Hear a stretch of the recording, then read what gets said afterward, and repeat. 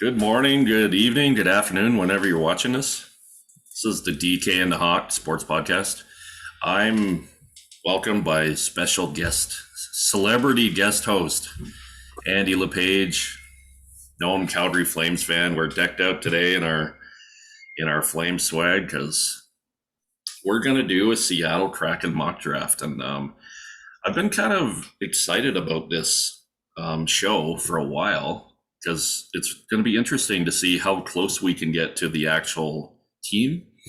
And so we're just going to get this going here, and we're gonna each pick each team. Like before, I was thinking that we'd have a little couple more guys, and we would alternate picks, but we'll each pick a team.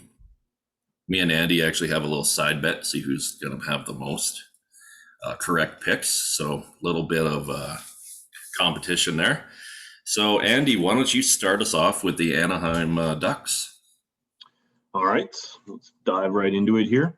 So the Ducks are now, actually, I was going to say projected because I wasn't sure if we were going to have the actual lists, but it looks like now they are confirmed to be going with the 7-3-1 protection spot.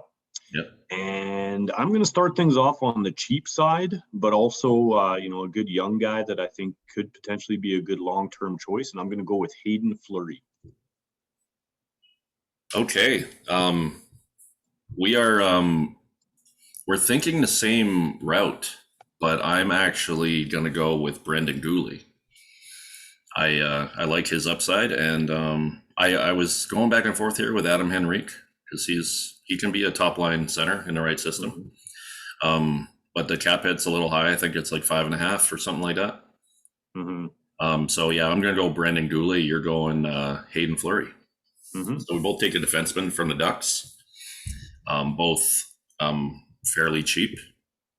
I believe Hayden Fleury is an RFA. I'm not sure the status of Brendan Gooley. So that cap may be different after the contract is signed. Oh, just so you guys know, Andy's doing a spreadsheet here. So we're going to share as we go on the show. We'll share the screen so you guys can kind of see where we're going with this, and check out our teams as we go.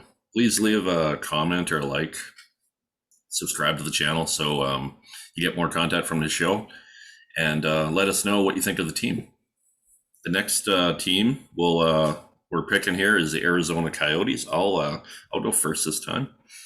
I had Aiden Hill going here for a month or so now. He was traded yesterday to the Sharks. So I'm kind of like trying to think what I'm going to do here. I'm going to go with forward Christian Fischer off Arizona. Don't have a lot of analysis on this pick as they kind of threw me off with that trade yesterday. So, and now San Jose has a legitimate young goalie to go with. So what's your next pick there? Well, I, for one, am completely shocked that you didn't go with Andrew Ladd now that he's up for picks. Oh, man. I don't know. But Arizona loves taking salary. I think they're still paying Datsuk, aren't they? Oh, it's absolutely insane. I mean, that's what they basically are. Like that, they're like the league pay your guys. Ground. Yeah. But man, that's crazy stuff. But I think I went with the same again, a similar thinking, but a different position. I do like Christian Fischer, but I'm going to go with Tyler Pitlick. I know that's kind of funny considering that I just mentioned, how upset the Ottawa Senators fans must be that the Kraken are going to get this wicked team, and Ottawa was stuck with players like Lance Pitlick for so long. But Tyler Pitlick, he's a cheap option, and I think he's a good depth forward, and we'll go with him. Yeah, that's also a good pick. I was kind of like looking at him as well. I think Christian Fischer just has a little bit more upside, but it's not like I have all this knowledge on the Arizona Coyotes system. I actually do agree with you about him having the more upside. I just I picked that purely to be interesting. Okay, let's go with that. So we're two teams in here, and we haven't picked the same player yet. So I kind of thought that we'd have a lot of the same picks, and it wouldn't be like a super fun debate between the two of us. But so far, 2 for 2. Mhm. Boston Bruins is next, and they were kind of talking about leaving Jake DeBrusk exposed like the whole year, and then he's protected. So this kind of threw me off. He was going to be my pick here for Boston. I'm going to go with defenseman Jeremy Lauzon. I really liked his game. He kind of fit in, like when Chara left, he kind of became the next kind of big D man in the back there. And I feel like Seattle will definitely go after maybe him, but there's a lot of good players on Boston that they could go with. Like Jacob Zaboral was there, Nick Ritchie. So, but I'm gonna go with Jeremy Lauzon. What do you think, Andy? I think that's a decent pick right there. And Jeremy Lauzon, just bear with me for 1 second here. Where is he? I'm trying to find his cap hit. It's I think he's on entry level, so it's pretty low. And Oh wow, okay. Well, if he's on entry, okay, so let's put him as about a 950. probably it's probably Cap between hit, something 850 and like that. 950. Okay. Well, I tell you what, DK, I am going completely off the board I love it. on this one. Okay. Don't you And do here's it? what I'm doing.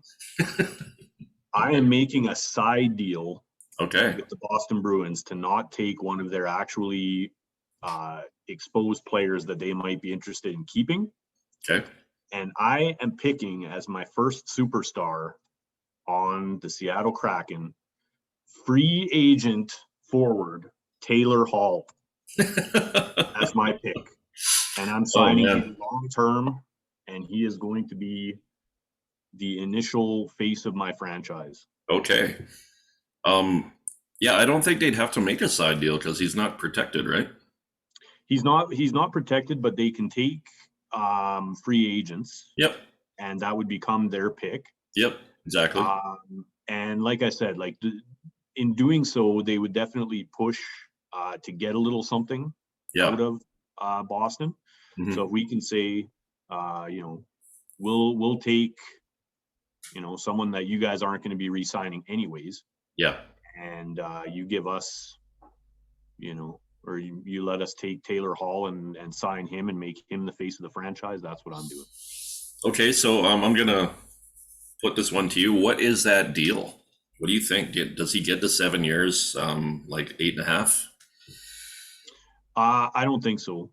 No, I think it's going to be high, but I don't think it's going to be quite that high. I think I could get him done for 7 at 7. Okay, 7 and 7 for Taylor Hall is. I think that would be a really good deal for Seattle. I think he's going to have other suitors. There's a lot of teams out there that could probably pay more. And does Taylor Hall want to go go to another team and start as the franchise guy there? It'd be very interesting if that happened. I like that pick for our debate here. Why don't you lead us off with the Buffalo Sabres? Well, pick from here. Oh man, the Buffalo Sabres. I know we talked about it when we did our off-season show, but oh my God, this team is just in an absolute mess. Kudos to them for actually they didn't even do that. I'm just looking through their protected list.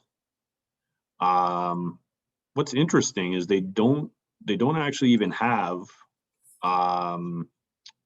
Jeff Skinner listed on there as well. That's probably because they don't consider him a key player to be exposed. He waived his no move clause. As I figured he would, but I mean, oh my God, who in their right minds is going to take on that contract? I mean, that contract is going to haunt the Sabres for the next years. Yeah. But I'm gonna go on the defensive side, and I'm gonna take Colin Miller. Okay, that's like probably the best player available on Buffalo. Mm-hmm. Like it's funny, you look at their protected list, and I bet you 5 of those players are going to be traded. They just don't want to lose him for nothing. Like Jack Yeah. Eichel is basically gone. You can't bring him back when he says everything that he said. He's Yeah. the captain, and he's just he can't come back in that locker room. No. Like Jack Eichel is gone. Sam Reinhart probably gone too, depending on what they're doing there. Like this is like the longest rebuild. Like we give the Oilers a lot of crap, but like this, like Buffalo hasn't made the playoffs in 10 years, and Yeah. I believe it was 11 this year, actually. Yeah, they might have been 11 this year. I think that's a new NHL record. It's trending down, and you're not going to get value for Jack Eichel, in my opinion. And you have to trade him. It's not like a situation where the team wants to get rid of him, but he's fine staying. Like it's a bad divorce coming here. So I'm going to agree with you on this one, my friend. Okay. Let's both take Colin Miller, the superstar. We'll go with that. We both take Colin Miller there, and to bolster that defense in Seattle. I mean, he's getting on in his years, but he's still got a few really good years ahead of him. Yeah. So now, as you can tell by our swag today, the next team is very interesting for us. Calgary Flames.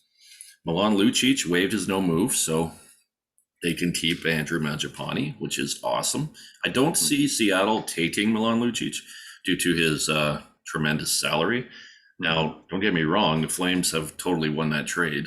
Lucic has been a great team player. He, I believe he had like 11 goals this past year, so he was almost on pace for almost 20 for 82 game schedule.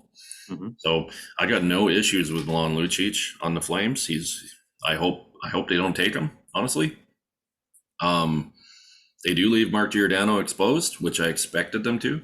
So if you're Seattle here, there's a young defenseman, Oliver Shillington, who played like 4 games this year, hasn't really shown his potential when we took him in the second round. So it's got to be Gio here.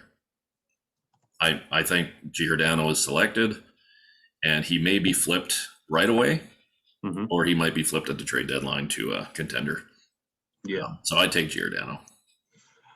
In my thinking on this one was that like if Seattle was in a position where they had to draft their team and still remain under the salary cap, which would be almost impossible to do, this would be probably a very different story. And at 6.75, I don't know that I would take Giordano at his age. But as it comes down to it, as we go through this picking process, you're not going to have too many former Norris Trophy winners up for grabs. So I think it's a no-brainer. It's going to be Gio, and that breaks my heart as a Flames fan. Captain, my captain, but yeah, I think it's Giordano. He's clearly the best player available. And I know that the Flames organization is very loyal to their long-term players, and it's hurt the franchise, in my opinion.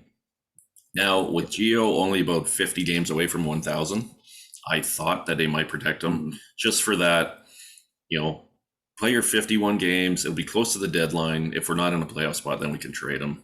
He gets that 1,000 games with one franchise, which is pretty cool. He'll retire a Calgary Flame. He goes to Seattle for 1 year.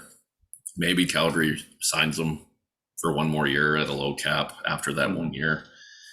It'll be weird seeing him in those colors in Seattle, especially a divisional opponent. We'll see him a bunch of times. Sure, he'll get a nice tribute video. And we'll probably have to make it a point to go to that first Seattle at Calgary game, whatever that is. And so we both take Gio. So I think that's is that 2 in a row that we both taken the same player? 2 in a row, but only 2 out of 5. So that's good. 2 out of 5. Okay, so the next team, Carolina Hurricanes. I'll let you take the lead on this one. All right. Well, the Carolina Hurricanes really came on this year. They're an exciting team. They're a fun team. I like watching them. But they're in a bit of a tough spot here with this expansion draft, and they're going to lose a good player no matter which way they go.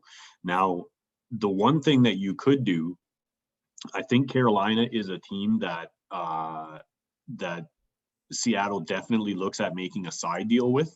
Yep. Basically just to give them some freedom of, which way we go and which player we take. So I think Carolina is a good team that and I think that they would want to keep a lot of their core together. Yep. So I think that you could get a pick out of them in order to sway you away from taking one of their defensemen.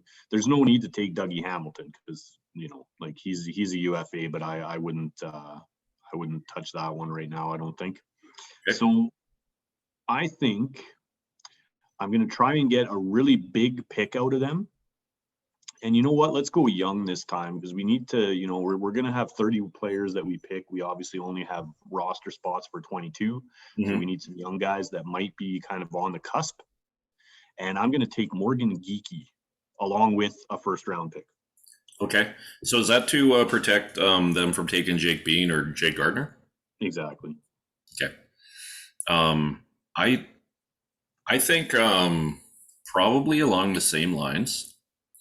And there is a very good top 6 forward available here, and I think Seattle's going to pounce on them. I think they're going to take Nino Niederreiter. And probably if there was no side deal, I'd probably go Jake Bean. Mm-hmm. But I'm with you on that. The reports are they want a first and a third to not take a player. That's what they've come out and said. Mm-hmm. I know that's what they told Calgary about Giordano. That's way too much, in my opinion, for protecting a player unless he's like a superstar. So I don't know if they would pay that price to stop Jake Bean from going. I don't think he's become that player where you can afford to give up that many picks. Mm-hmm. But so I would probably go Jake Bean in this case. But if they do have that protection draft pick traded, it would be Nino Niederreiter. So I'm going to take in the mock Nino Niederreiter.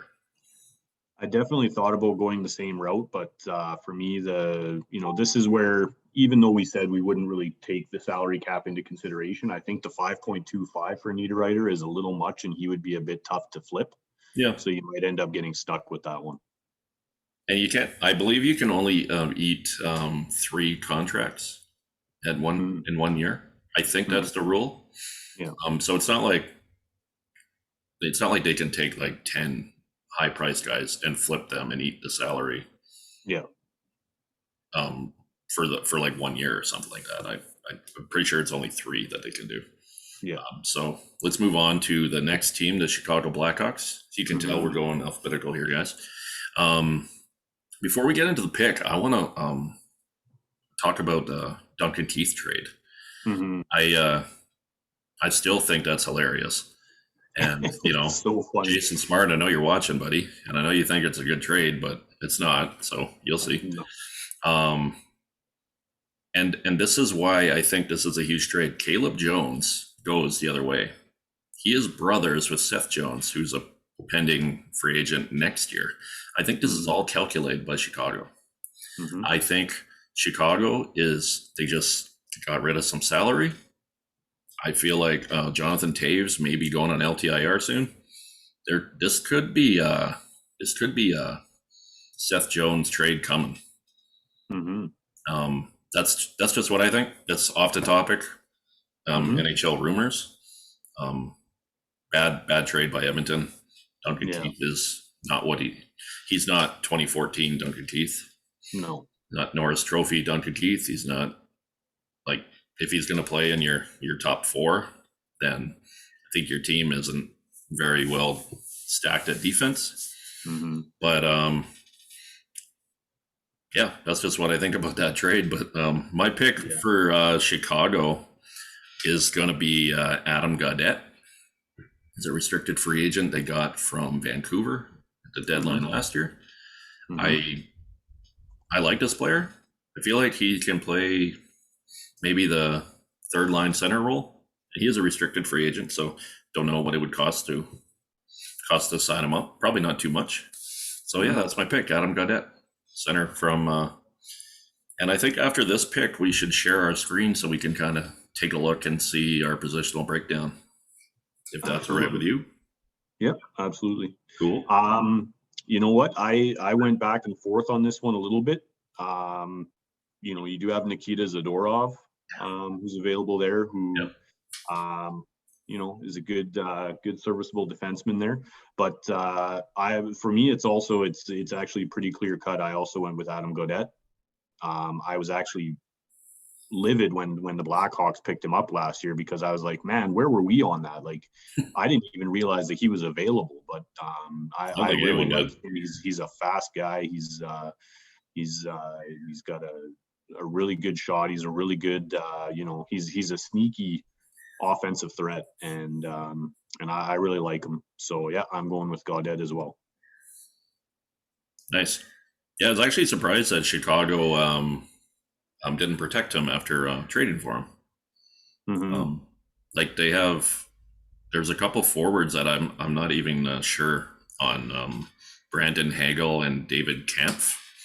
Haven't really heard of these guys. Like, I'm not totally into the Chicago Blackhawks team and everything, and their prospects and young guys, but I've definitely heard of Adam Gaudette. That's probably maybe because he played for Vancouver, and we'll watch a little bit more of them than we do Chicago, especially with the North Division. Mm-hmm. But yeah, I would have assumed that they, since they traded for him, that they may try to protect him. So that was kind of threw me off a little bit here. Especially because, looking at their protected lists, they still have Jonathan Taves protected on there, but I think that they could have easily convinced him to waive his no movement clause, because nobody's going to take him because of his unknown health issues, right? Yeah. So that's a little bit of a puzzling decision to me. Might have been. I think he has a no move, so maybe he didn't want to waive it. Mm-hmm. There's always that. Could be. Yeah. So this is our spreadsheet here. See, teams are at the beginning they're a little off, but we I think we have 3 out of 7 now. That all right? The same? Yeah. All right. Cool. Yep. All right. So I got 3 forwards and 3 D, I believe. Mm-hmm. All right. So I'm that's good. I was worried that I was getting too many forwards there, but so far the next team on the list is Colorado Avalanche. Mm-hmm. There's some this is a good team. Mm-hmm. Interesting to see what Colorado does in the open market here. I feel like Gabriel Landeskog, they're worried about the Cale Makar extension. Mm-hmm. And I think if he wants to stay, he's going to have to lower, because I believe he's asking for 7 times 8.5, which is a little high. Like, he does bring a lot. He's been the captain for 9 years. Mm-hmm. He's great in the playoffs. I feel like he would be really good. I think like the Montreal Canadiens might be looking at him. And especially if Shea Weber probably not playing next year, he'd be a good addition to them. So I'm going to take JT Comper from Colorado, as Jonas Donskoy makes a little bit too much money for my liking. Eric Johnson's not who he used to be. That's a high cap hit too. And of those guys, the players that are left, I'd say JT Comper would probably be the best available. If they can't, like, obviously they're going to talk to Landeskog and see what they can do, but I think other teams can pay more for him. So JT Comper is my pick. Yeah, I think that's a solid pick. I certainly can't fully dispute that. What I would say on this one is if I can get it done, like, and this is maybe me thinking more from my personal side as opposed to the logical side that would actually be in the position of a GM. Right. But for me, Gabriel Landeskog is one of my favorite players in the league. Yeah, me too. I would back up the Brinks truck to him if I could get it done. Having said that, it's a little bit tough because if you had asked me 2 months ago, I would have said no, there's no way like Gabriel Landeskog wants to stay with Colorado. But Yeah. I think he's actually a little miffed about what's been going on with this contract situation. So to me, that's a really interesting one. And you know what? I'm going to jump on it. I'm just going to do it. I am taking Gabriel Landeskog. That's a solid left wing you're building there in Seattle there, Andy. It sure is. And you know what? Left wings, man. Those yeah. are tough to come by. Yeah. That's going to be a big contract. As reported, he wants 8.5 from Colorado. So it might take 9 to get him from somewhere else.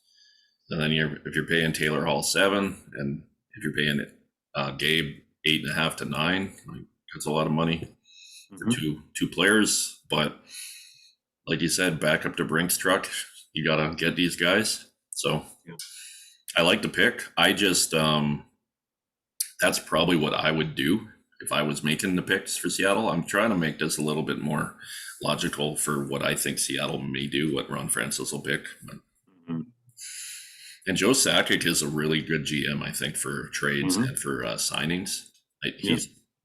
He did a magical job with the Matt Duchene issues. What he got for him.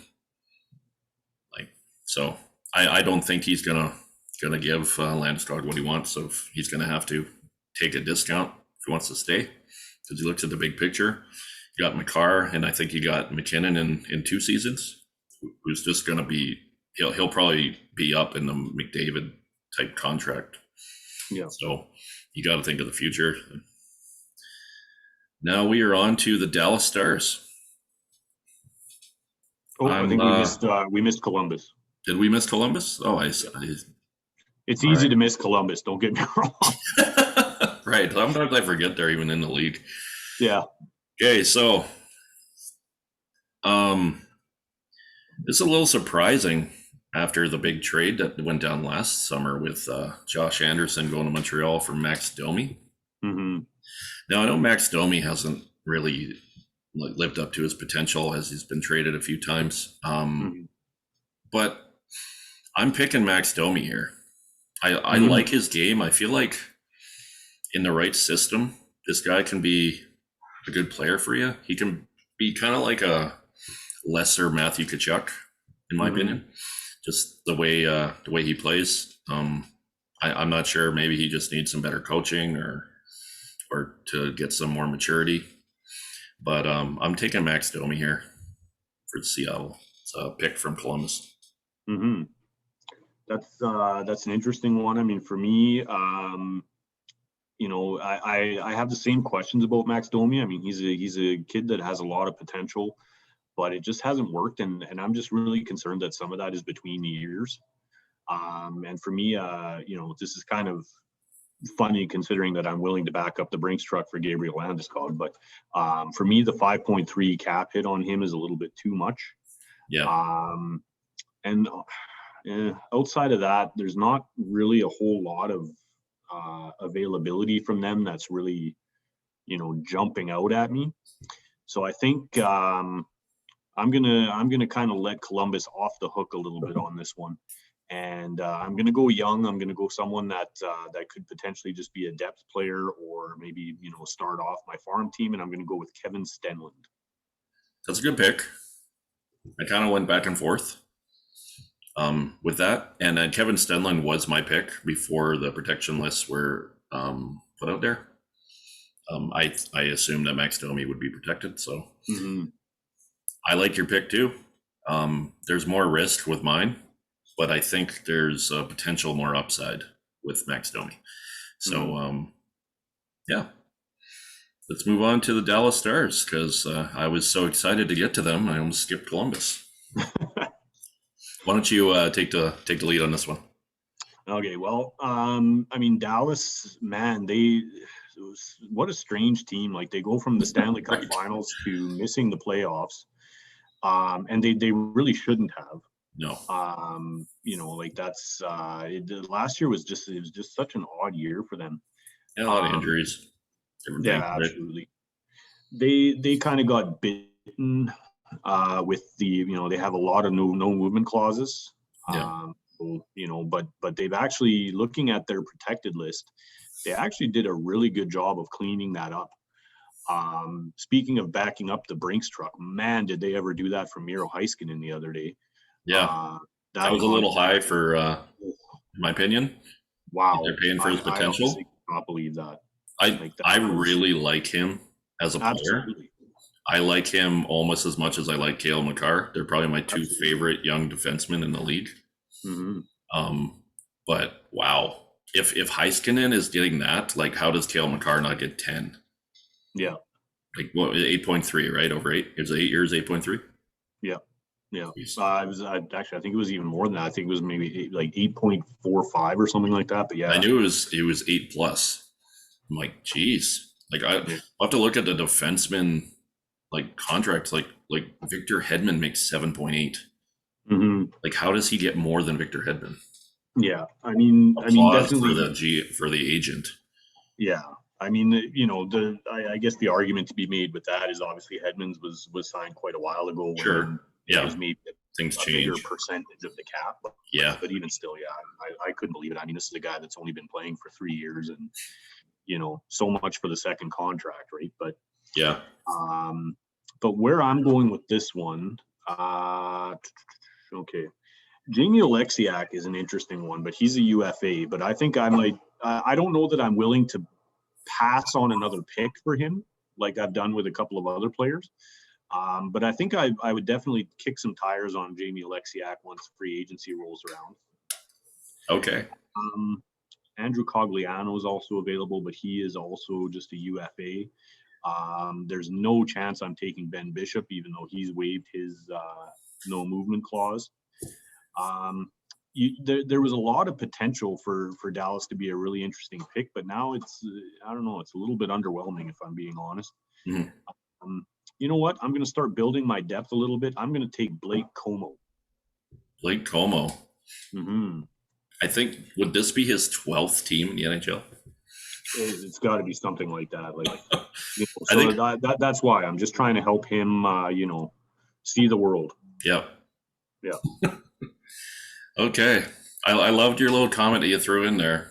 The guy that you said, there's no way I'm taking, because that's who I'm taking. I'm taking Ben Bishop. He was off for a whole year. I think he's going to be healthy. The contract is high, but I think they're going to build like a pretty good goaltending tandem here in Seattle. And this is my first goaltender. I'm taking Ben Bishop. He's been a great goalie in the NHL for a while. Mm-hmm. He kind of lost his job there to Kudobin in the playoffs last year, I think it was. But I feel like he can bounce back. So that's basically because of the players available.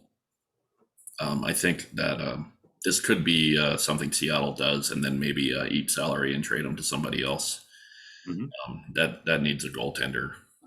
But for now, that's Ben Bishop is the pick for me. Interesting. So the next one will be the Detroit Red Wings. Mm-hmm. Lots of young players. Steve Yzerman's doing an okay job here. Mm-hmm. Building this team up. I think there's two players here that I'm looking at, and I'm thinking I'm going to go Troy Stecher here for Seattle. I was going back and forth with Evgeny Svechnikov, but I think I'm going to go with Troy Stecher here. Great play he made in the World Championship between the legs and then the pass over to Manch for the winner. If you guys saw that when Canada won, pretty between the legs play. So let's go Troy Stecher for Seattle here and play bottom six defense role there. Mm-hmm. No, that's I certainly can't fault you for that pick. And I mean, defensemen are always a valuable commodity. I am going to go a little bit different on this one. Now, Svechnikov is available. but he's an RFA. So as you said, like the contract is going to be a little bit different on that one than what his current hit is. It's tough to pass on Valtteri Filppula, but you know what? I'm going to have to just do that. I'm going to take Vladislav Nemesnikov. That's a good pick. 2 million cap hit. He's still, I mean, he's getting up there in his years, but he's still, I think, got a little well ahead of him. And at a 2 million cap hit, I think that's pretty reasonable. And he's that 2 million cap hit. How many years remaining does he have? Just one. Just one. Okay. Yeah, that's a good pick. I kind of looked at him as well, but kind of went the other way there.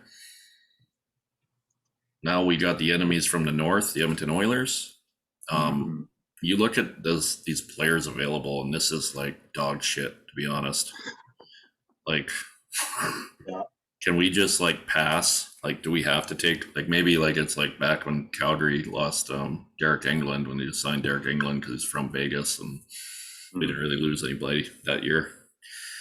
Oh man, well, you're not taking Mikko Koskinen, like he is basically going to be bought out.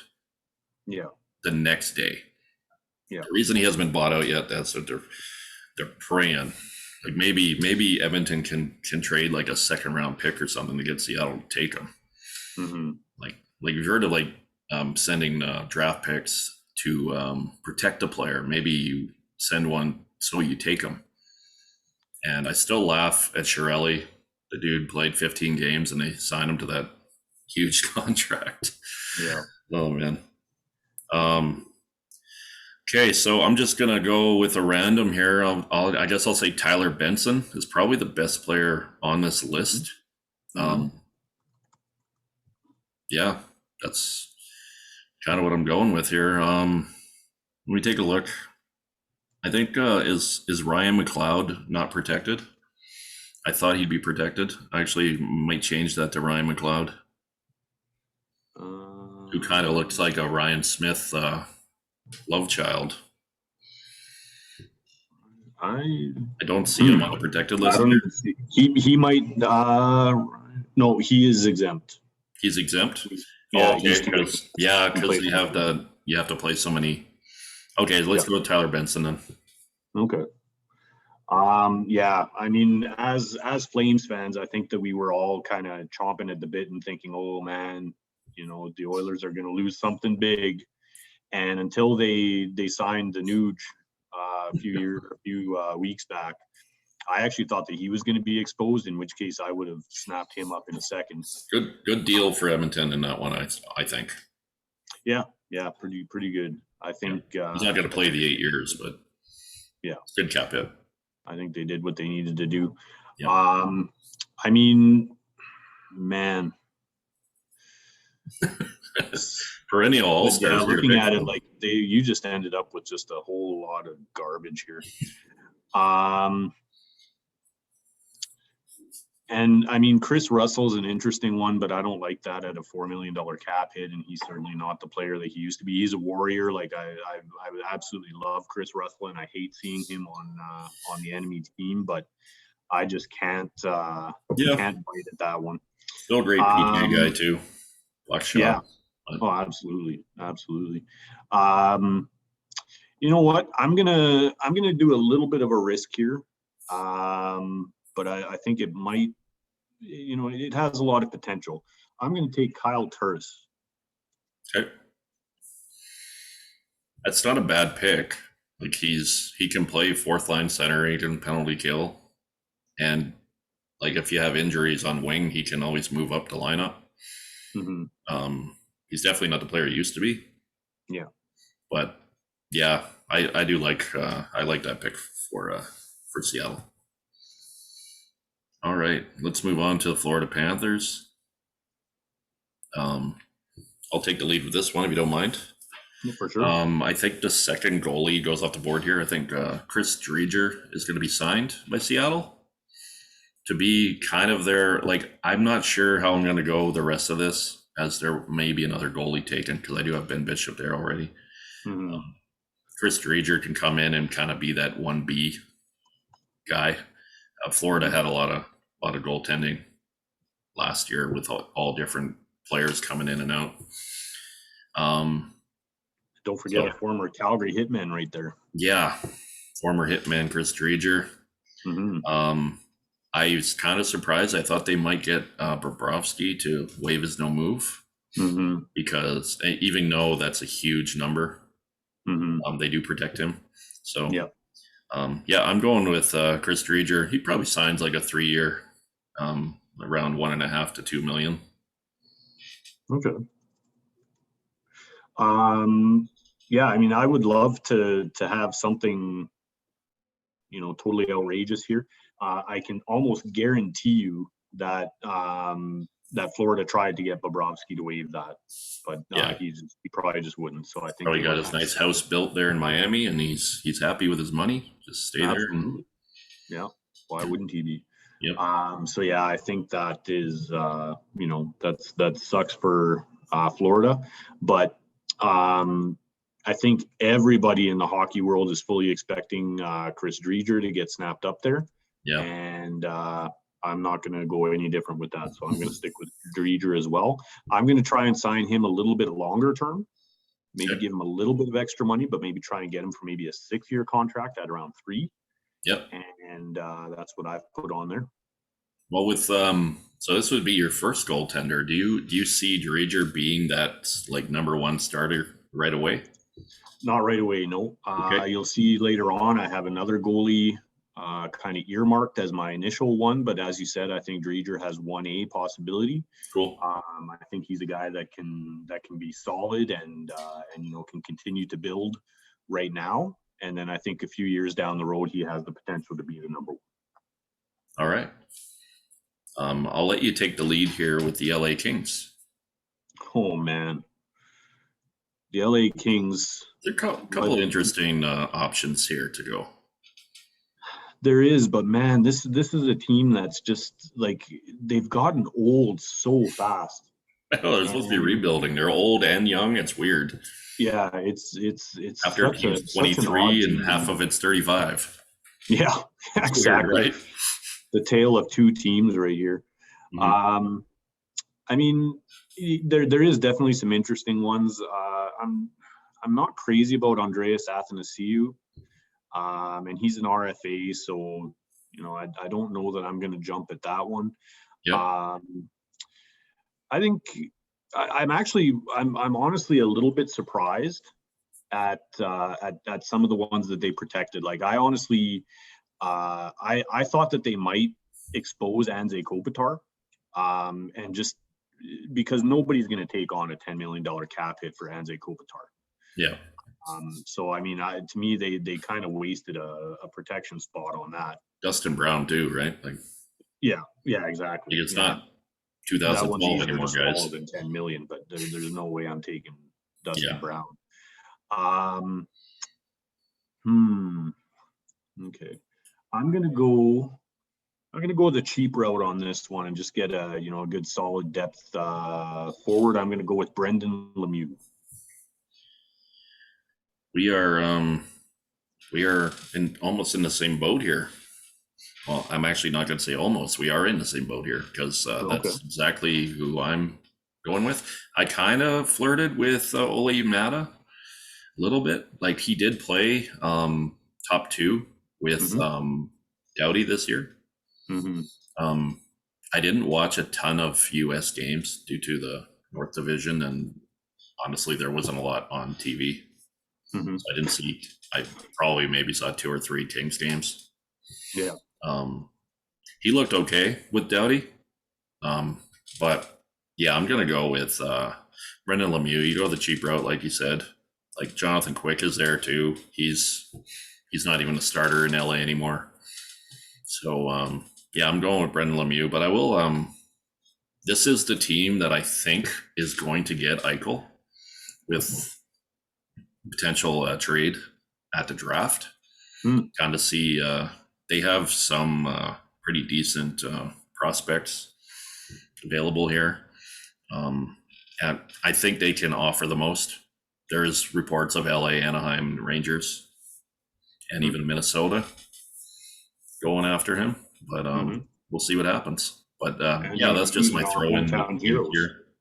What's that? even our hometown heroes, Yeah.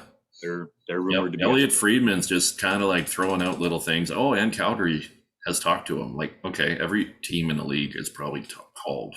So I don't know what Calgary would have to give up.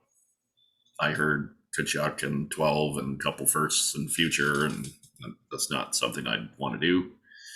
So I don't think Calgary is going to have a chance to get him anyways, but we will see what happens. So we both take Brendan Lemieux there. The next team would be Minnesota Wild. And I've already taken like 2 goalies, but Capo Kakinen is sitting there. He's a nice young goalie. I think I honestly have to go with Capo Kakinen, and I got 3 goalies already. There is reports they might go 6 goalies and make some trades. So I'm going Capo Kakinen. Well, what do you think here? Like, there's a few decent young guys available. I was looking at Victor Rask too, but going Capo Kakinen. That's a solid pick for sure.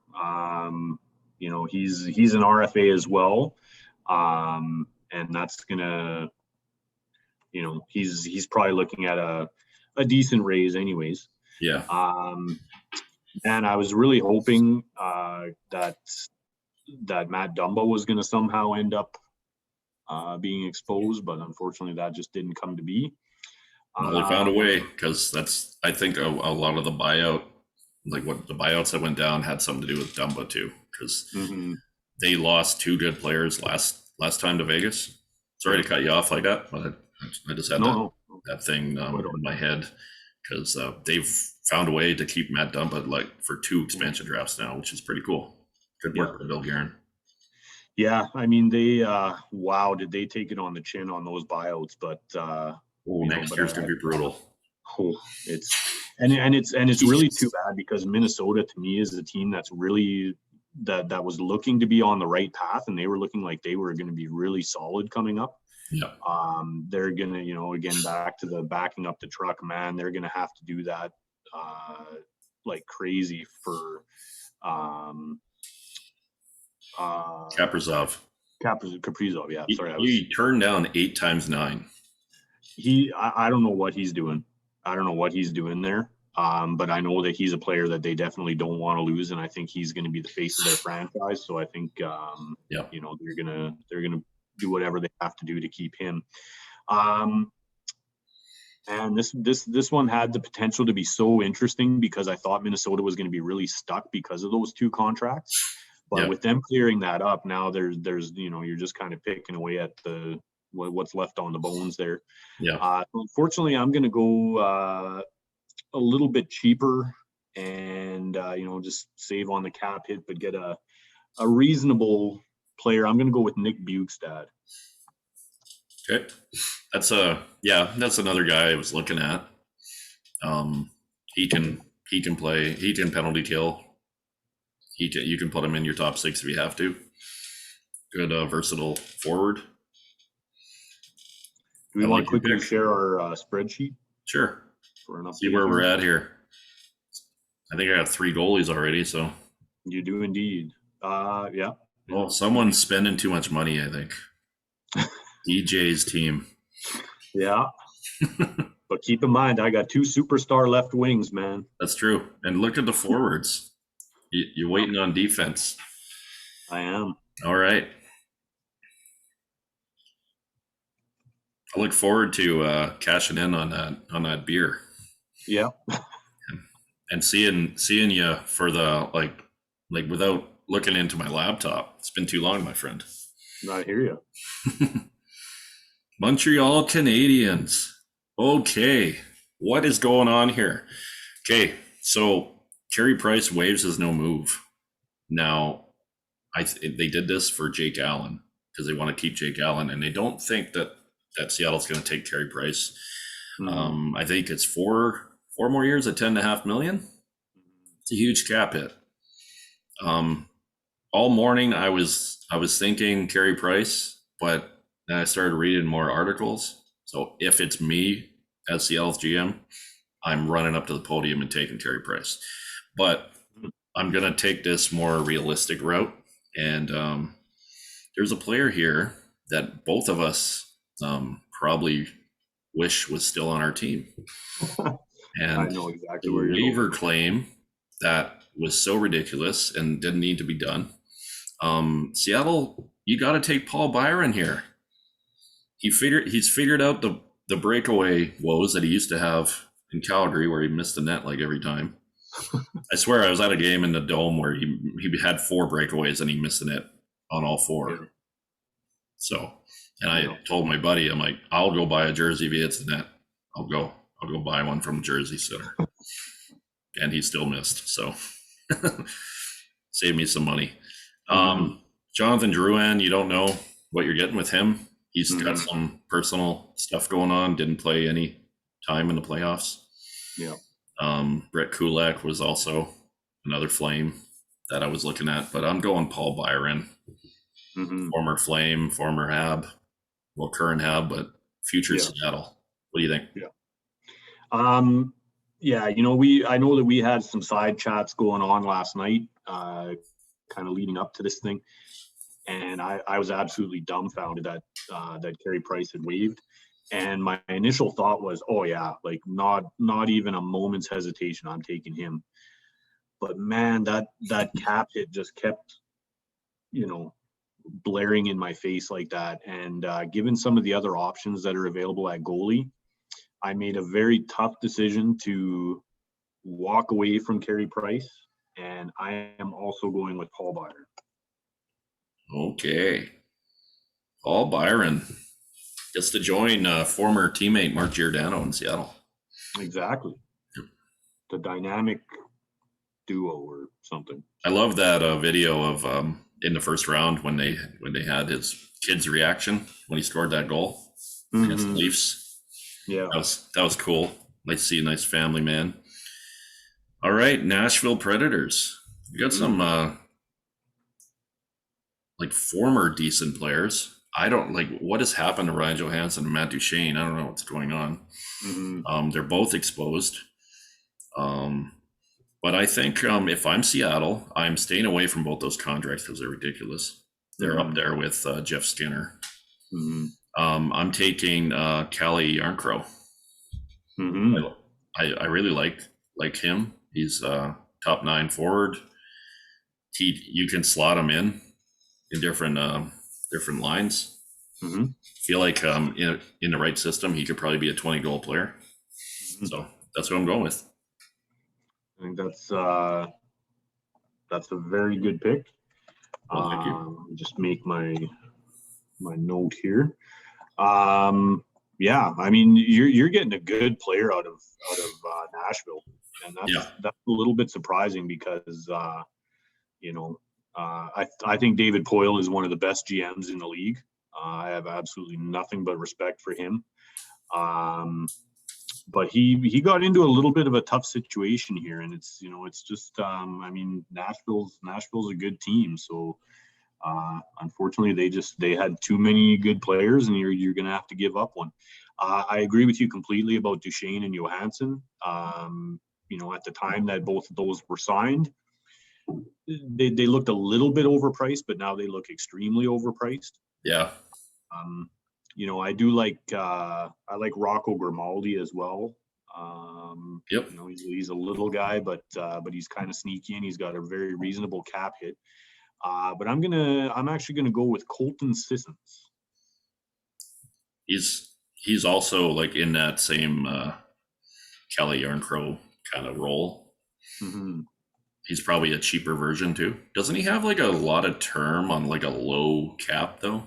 Yeah, I think it's like 5 years or something, like under 2. Is that right?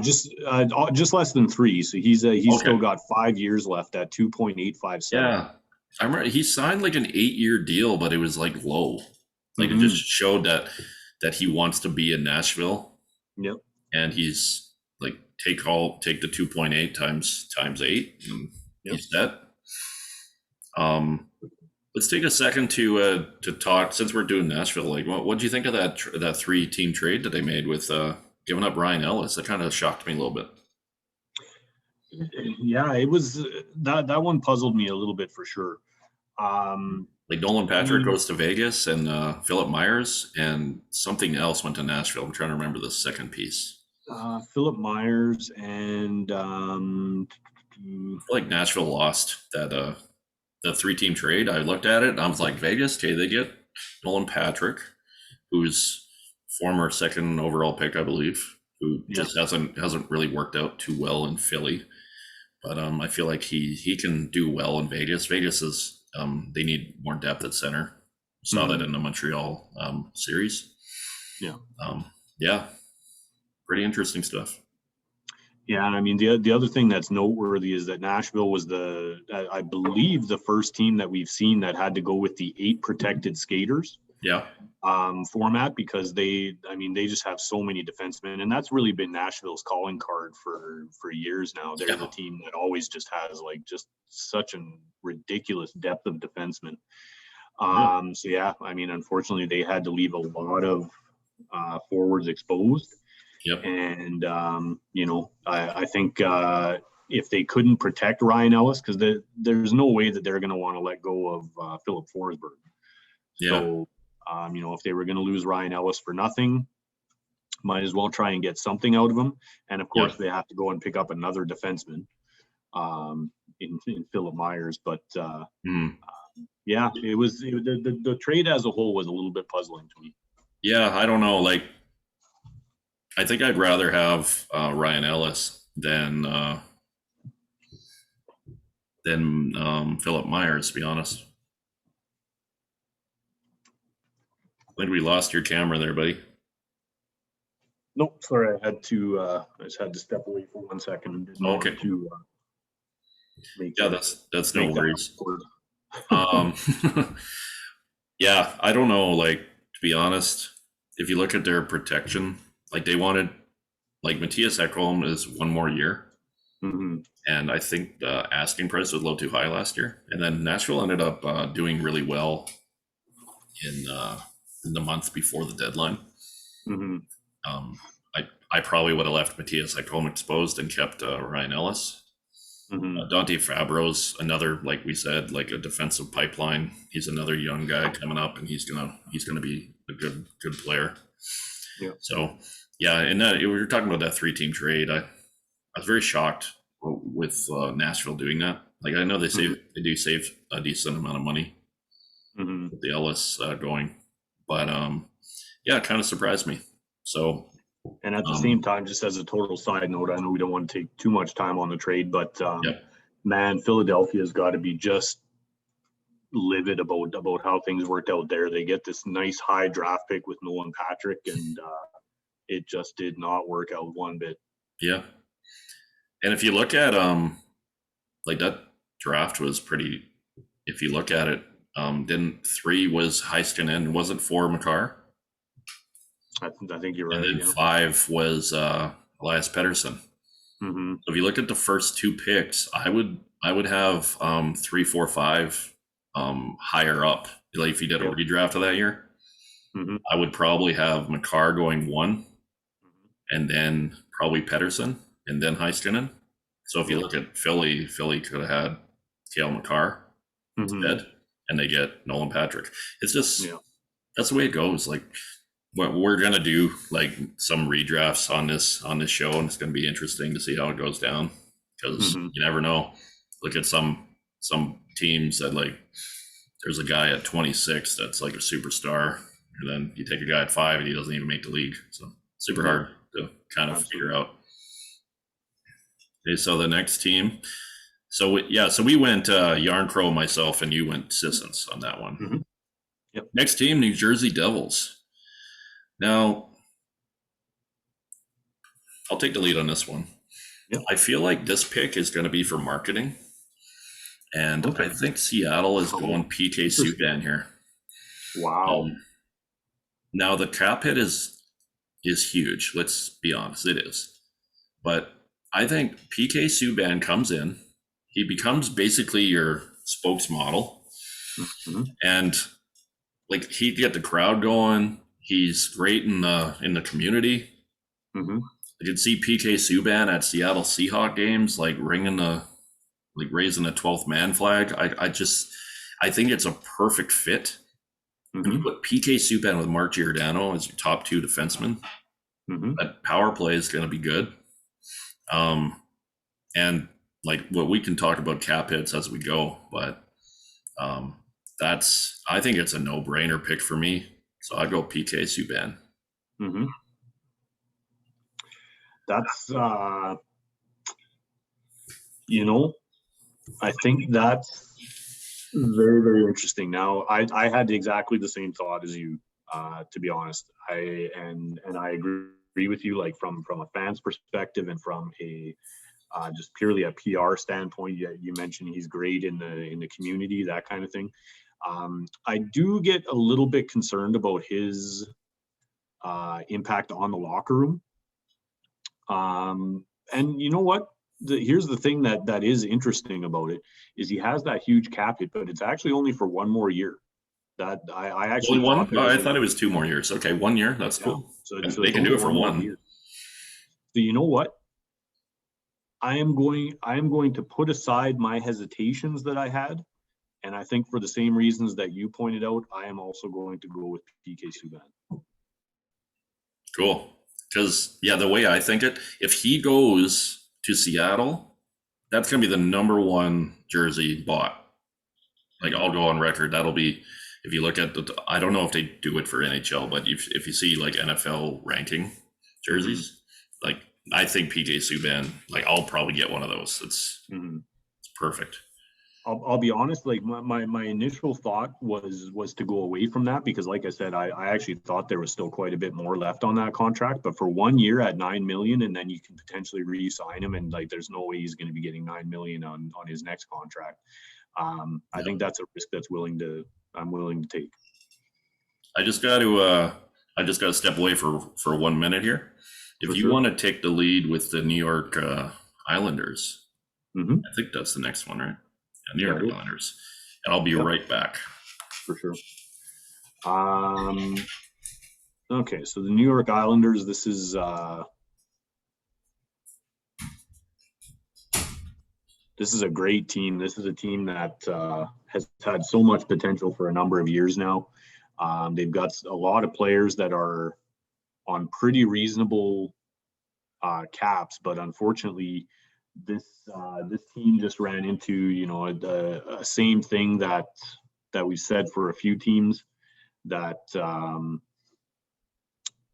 just I lost one of my pages. My apologies. The New York Islanders, yeah, they just had so many good players that there's just no chance that they can keep them all. So they're going to lose somebody really good. I do like Thomas Hickey.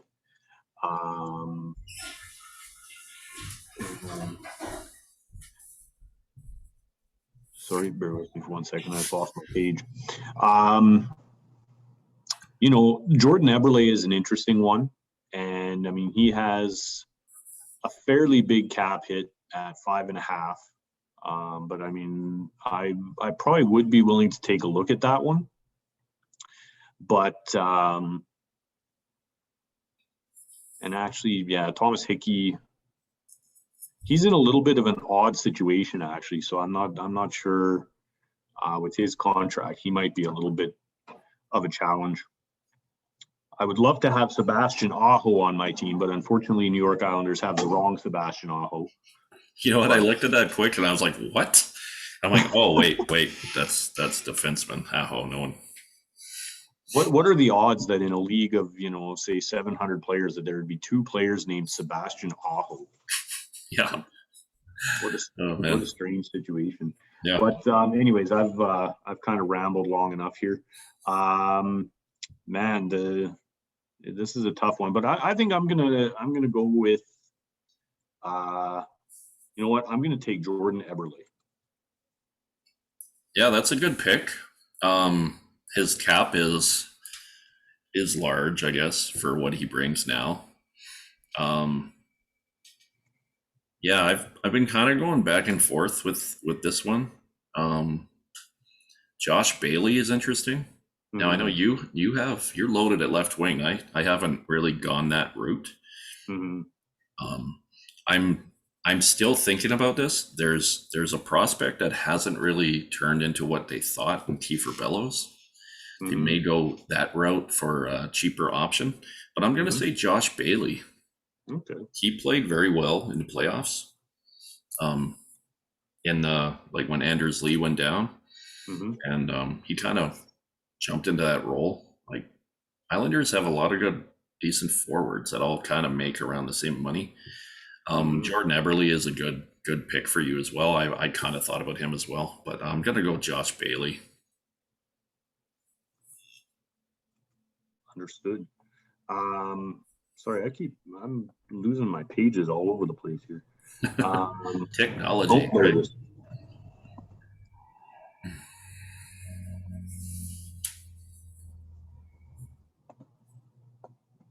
There we go. Now I've got it. Cool.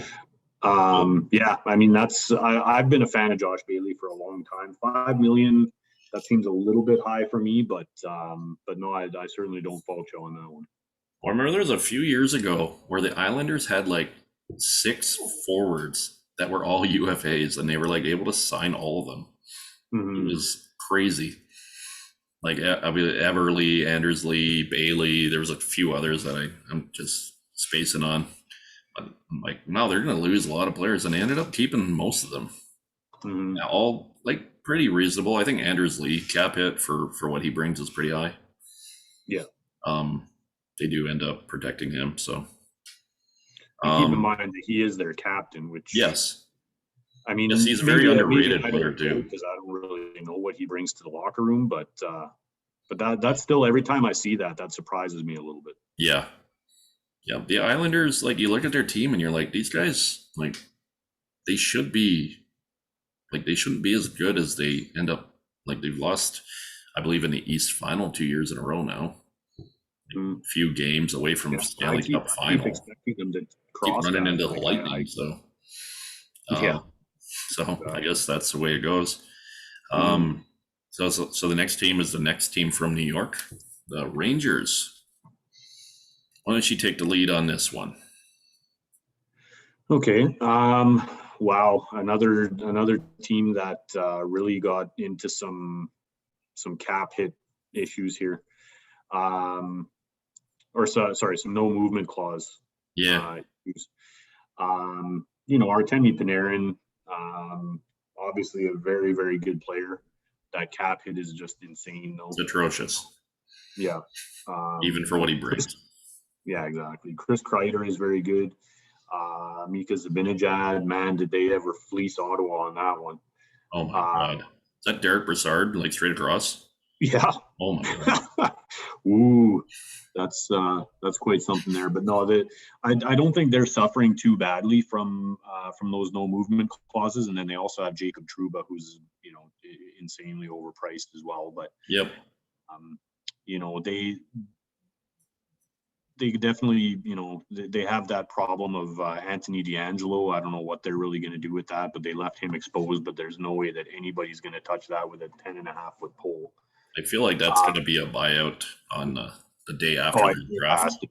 It has to be. I mean, how can you possibly do anything How, else with that? how cool, how great would it be to see PK and D'Angelo in the same locker room?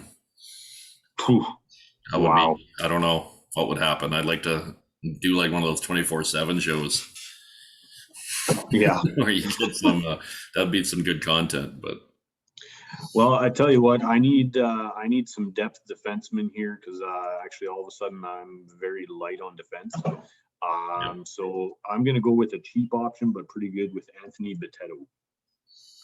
okay. Um, I'll be honest with you, I don't even know who that is. So he must be a young guy that doesn't play a whole lot. He's actually not that young even. He's actually Really? 31 years old.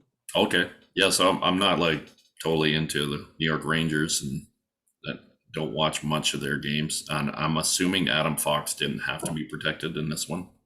That's correct. Okay. Um, yeah, I'm going a cheap forward route. I'm going to take Julian Gauthier Okay.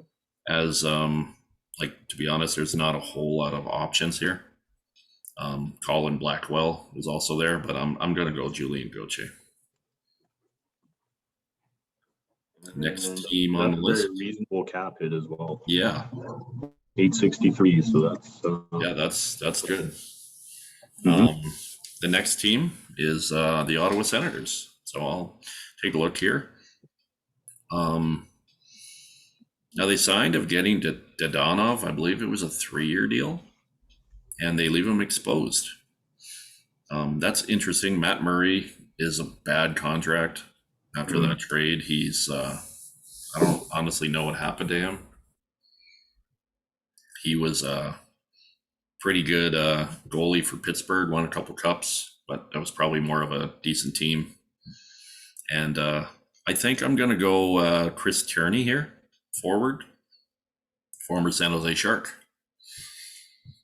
And Andy's muted. Oh, he's back now. That's good. Yep. So I'm going to Sorry. go, no worries. I don't know if you heard, but I'm going to go Chris Tierney. Mm-hmm. Yeah, that's a great pick. That was of course one of the returns that Ottawa got in the disastrous Erik Karlsson trade. Disastrous for San Jose, that is. Yep.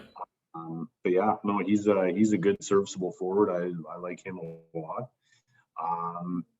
But this is again Norris, right? Is it Adam Norris? I'm trying to space on his first name. The centerman. I think they got a couple good players there. Yeah, for sure. Norris. Yeah, I can't remember either actually. Yeah. But again, just because I need some defensemen, I'm going to go with a bit of a steady presence. I'm going to go with Josh Brown. Yeah, that's a good pick. The Joey Daccord, the goalie prospect, is supposed to be pretty decent too, I heard. But as I already have a few goalies, I decided to go Tierney. But okay, so some of our friends at the pub that we hang out with be interested in this next team, the Philadelphia Flyers. There's some decent players available here. Now, the cap hits on the two top forwards is probably too much for them to go after. Can you just give me a heads up on how many forward and D that I have selected here? Just want to kind of make sure I'm in the right range. We're currently at 12 forwards, 6 defensemen, and 3 goalies. Okay. So that's what I kind of thought, and I am going to go defenseman here, and I'm going to take Shane Gostisbehere. Wow. Yeah, I think he can bounce back. There. I think he can bounce back. I was looking at Justin Braun as well, but I'm going to go Gostisbehere. Okay, very interesting. Yeah, for me, I mean, Gostisbehere is a very good offensive defenseman, but to me, he's an absolute defensive liability. Yep. And at $4.5 million, I'm not touching him. I'm going to go with the other guy that you mentioned. I'm going Justin Braun. What's the cap hit on Justin Braun? It's very good. I like it. That was one of the main deciders. It's a 1.8. Yeah, that's actually pretty decent. My thinking is you could have Shane Gostisbehere and PK Subban on opposite points for your power play. And 4.5, like you said, defensive liability, but I think he can, with the right defense partner, maybe he can turn it around. It would go there. We'll see. Next team on the list, the Pittsburgh Penguins. Why don't you take the lead on this? Okay. Sorry about the background noise there. We have some very interesting forwards for sure. Jason Zucker is a guy that they picked up and gave him the big bucks, and that he's a guy that the Flames were going hard after a couple years ago at the trade deadline, but missed out on him. And I don't know that I go with him at a 5.5 cap hit. The one guy that I really like, and we as Flames fans, of course, know the family well, but Brandon Tanev is an interesting one to me. I didn't realize that his cap hit was quite so high at 3.5. Yeah, that's probably a little bit high for me. So having said that, give me 1 second here. Sorry, I gotta deal with something. Give me sorry, man. That's okay. So I'll take the lead now. I think I'm gonna go defense here, and I'm gonna take Marcus Pettersson from Pittsburgh. Okay. As like I was kind of looking at Zucker and Tanev as well, and Tanev's cap 3.5 is okay, but I believe his term is like four or five more years at that number, so it's a little too high for me. So yeah, Marcus Pettersson. For me, I think that's a really solid pick, but that's he has actually a very surprisingly high cap hit at 4.025. They do have a lot of high cap hits in Pittsburgh. The contract signings hasn't been too good for the general manager there. Yeah, which is weird because Jim Rutherford is a guy that I've had a lot of respect for. Yeah. And to be honest, when Pittsburgh picked him up after he was let go from Carolina, I was like, wow, that's a really good pickup. But yeah, he's definitely struggled over the last little bit here. But you know what? I'm just going to go with it. I'm going to go with Brandon Tanev. This is a guy that's tough as nails, like just like his brother. He plays a different position, but I don't know what was put into this family's water when they were kids. Man, these are some hard-nosed, mean boys. So that's where I'm going. Yeah, no, it's definitely a good pick. This is a guy I could see them maybe flipping. Because if you eat half that salary and it's only like a 1.85 or whatever it would turn out to be, that's a really good deal, I'd say. We'll see what happens though. San Jose Sharks is next, and we talked. You're shaking your head already. We talked in great length in our last time that you're on our show here on the off-season podcast, which is probably one of our best ones we've done. Check it out in the playlist on YouTube. Yeah, we went off on the Sharks. There's some bad moves, bad signings. Like there's like Vlasic and Burns and Carlson. They're all going to be making like high $9 million like when they're 40. 11.5 million for Carlson. For what he brings. They're protecting Evander Kane. Like, what is happening? Like, I'm guessing no move clause, and they wouldn't get out of it or something. I don't know. They actually make a good trade to get Adin Hill. That was my pick for Seattle, like from Arizona before, like we talked about. They're protecting Vlasic. Why are they protecting Vlasic? I don't know. So he has no movement clause. So in that case, I think that he was not willing to waive. Okay. But man, they should have just paid him like something under the table, like yeah. We'll give you 1% we'll give you ownership. $5 million to waive. Yeah, under the table. Here's a bag of money. Convince your wife to move out of San Francisco and to Seattle, which is sometimes difficult to do.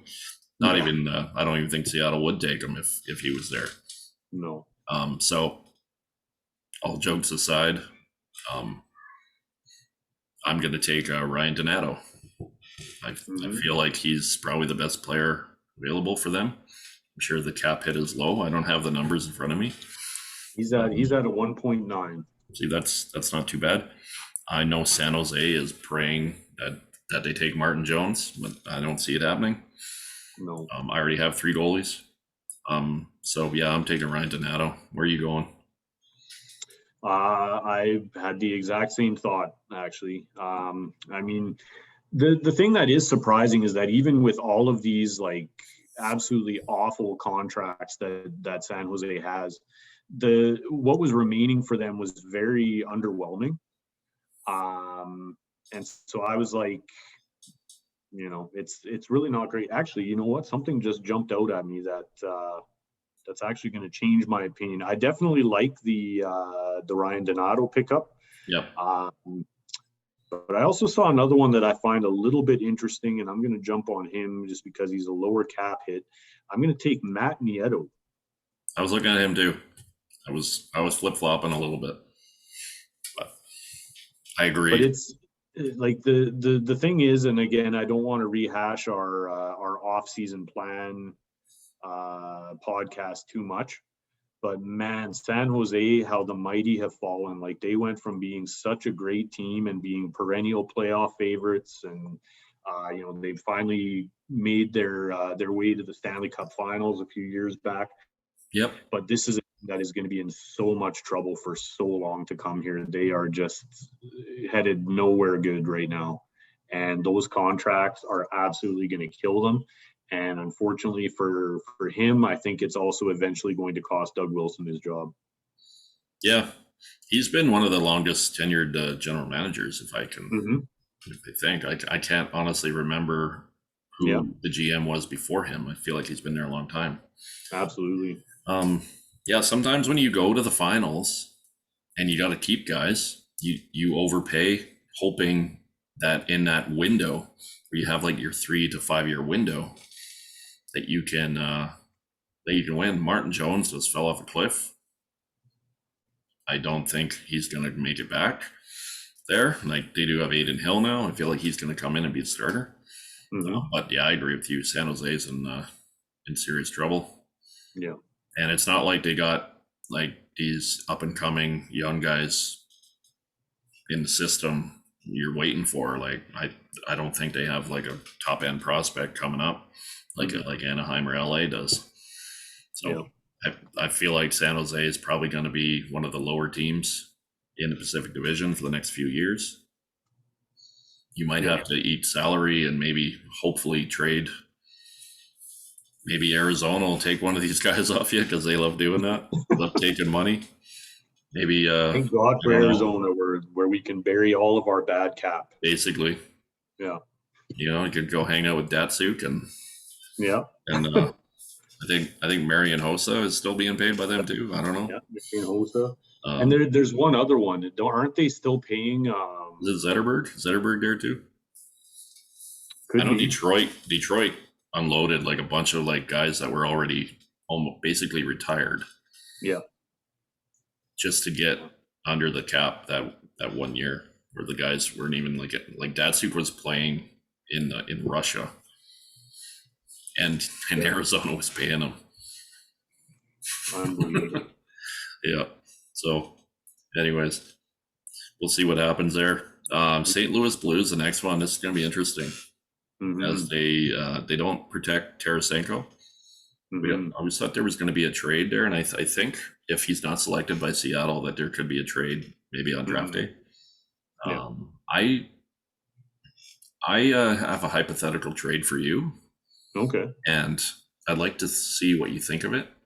I think Sean Monahan may be on the move here. And my hypothetical trade was going to be St. Louis trading Tarasenko to Calgary, eating $2 million salary and a second round pick for Sean Monahan and a fourth. It's kind of my hypothetical trade. I feel like if you put Tarasenko on that top line with either Gaudreau or Lindholm or Tkachuk or Lindholm, I feel like you could then you can build your second line with Backlund, Tkachuk, and Mangiapane. I feel like Tarasenko, and he's had some rough goes with the shoulder, and it has something to do with the medical team in St. Louis, and he wants out. Yeah. So I think that'd be a good trade. I think Monahan's played his last game as a Flame, and I think he will be on the move. What do you think of, before we get into St. Louis pick, what do you think of that trade? Do you think it's viable, and do you like it? I wasn't a fan of it until you threw in the clause of St. Louis retaining some salary on that one, just to make it balance out a little bit more. It would almost be even with those numbers. I think Calgary would be up about $1 million with about $1 million cap and stuff. Yeah, and I think that's fair. I think that St. Louis is the team that kind of needs that cap relief a little bit more. So yeah, I think that's viable. I'm not as firmly convinced that Sean Monahan has played his last game as a Flame, but it certainly would not surprise me. This is definitely a team that needs a little bit of a shakeup. So, um, I would prefer to see someone like Monahan go than say Kachuk. So I could see something like that playing out. Yeah. With Tarasenko, I agree with you. He's had those shoulder injury problems. Um, I do worry a little bit about attitude with him. I don't have anything solid to point to about that, but I just have a suspicion that he might have a little bit of a chip on his shoulder, and that might rub people the wrong way. But I'd be okay with that trade, honestly. I think with Calgary picking up a second round pick as well, if those were the exact conditions of the trade, I think I make it. And another thing with that, like the cap hit for Tarasenko was 7.5, but yeah, he's actually owed 9.5. So I feel like the second round pick would be almost the two owners getting together and saying, because it's more money that you have to pay him, but the cap is, I believe it must have just been a backloaded contract money wise. So you get that second round pick.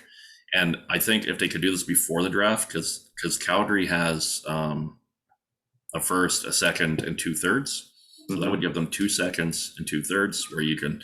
And this is a really deep draft. I feel like you could like maybe move a couple of those twos and move up into the late first and get some decent prospects. So that's what I would do. So just a little more Flames content in there for you. Let's get to the St. Louis. The pick here. I don't think Tarasenko will be picked for his salary. There's a guy that has tremendous upside and I really like, and that's Sammy Blais. So I'm going to take Sammy Blais as my pick for Seattle. That's a really good pick. I was definitely looking at him as well.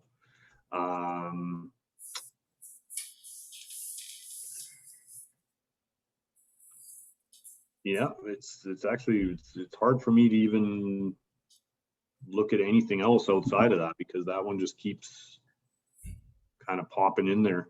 Yeah. The only other one that I might look at, but he's an RFA, so you'd have to sign him.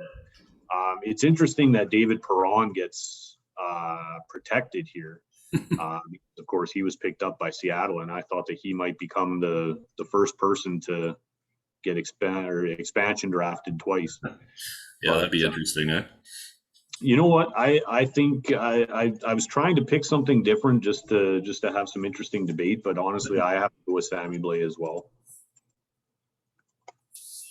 Yeah, I if you look at the other players there, like it depends on like what you need positional wise. As I think that you're still on the one goaltender, right? Correct. You're gonna have to go for some goalies here near the end. Yep. Yeah, Sammy Blais seems like the easiest pick here. Now, the next team, the Stanley Cup champs, Tampa Bay Lightning. You're gonna get a good player here if you're Seattle. There's a guy here that I never heard of until he, all he did was score the Stanley Cup winning goal, Ross Colton. So I don't think he'll be picked. There's it depends on the positional needs. There's some decent forwards here, unprotected. Depending on surgery and how he heals, I'm going Alex Killorn here if I'm Seattle. I like him as a player. There was a time when Calgary was really looking into him, bringing him over. When trying to remember the GM's name that we had that was in Tampa before. Jay Feaster. Jay Feaster, yeah, he was really looking into Alex Killorn before we kind of really knew who he was. And if you look at him, like the character and the toughness, like he had a rod put in his leg after he broke his femur, and he's like trying to like come back and play. So that's the kind of guys you want in your locker room. So I'm going, like, you have a few other options there at forward, but I'm going Alex Killorn. Mm-hmm. No, that's a great pick. I mean, the only thing that would sway me away from that a little bit is his cap hit is actually a lot higher than I would have expected Yeah, at 4.45 million. for what he brings, though, I don't Yep. mind that number. Yeah. No, I think he's really great. Actually, that's a really good pick. You do have, an interesting pick would be, Patrick Maroon, who's still got 1 year left on his contract. He's now won 3 Stanley Cups in a row. No big deal. Let's just trade Yeah, for Patrick Maroon. It's pretty much guaranteed. yeah, exactly. Plus, he broke the cup too. That's kind of funny. That's true. He's He like, figures he's already well, wanted it. I do this all the time, so He's got to leave his mark somehow. But man, this is the only issue that you have here is that whatever you pick up, you're picking up a pretty big cap hit. yeah, I'm kind of going back and forth between really 3 players, but they all have pretty nasty cap hits, and that's Andre Palat, Yanni Gord, and Tyler Johnson. Tyler Johnson was on waivers earlier this year and didn't get picked up. yeah. And I really think that, that wasn't a performance thing. I think that was really just that, Tampa Bay hadn't quite figured out how to get around their cap situation, which they ended up, as we all know, getting well around that. Fudging some things. Yeah. But Tyler Johnson's a really good, offensive player. He's not a huge guy, but I like him. But the numbers, the differences are a little bit limited. Like, I really like Andre Palat as a player. But you know what? I saw this guy really come on in the playoffs, and he's a center, and I think I need them. As much as the cap hit sucks, I'm going to go with Yanni Gord. He's a good player to have. Like, he can get under your skin. He can penalty kill. He was like out there for like almost like a most important defensive draws. Mm-hmm. He was kind of like the Philip Deneau of Tampa Bay. Mm-hmm. So that pick is really, really good. I was thinking about him as well. I went with Killorn instead, based on health. Though, like I could see it being Yanni Gord. So good pick. Sure. The next team, the Toronto Maple Leafs, underwhelming. They had a great regular season.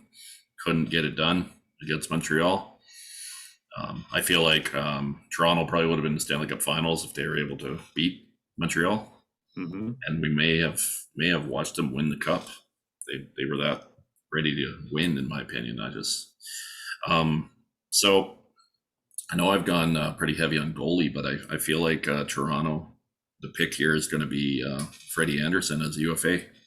And then Ben Bishop and Freddie Anderson kind of sharing the net, kind of like in a similar Marc-Andre Fleury, Robin Leonard type situation. I don't know what the contract would be. And in this case, the Chris Driedger thing, they might not go this way. Maybe Chris Driedger can be traded. I don't know. I don't know what they're doing. It's a UFA, so that probably wouldn't happen.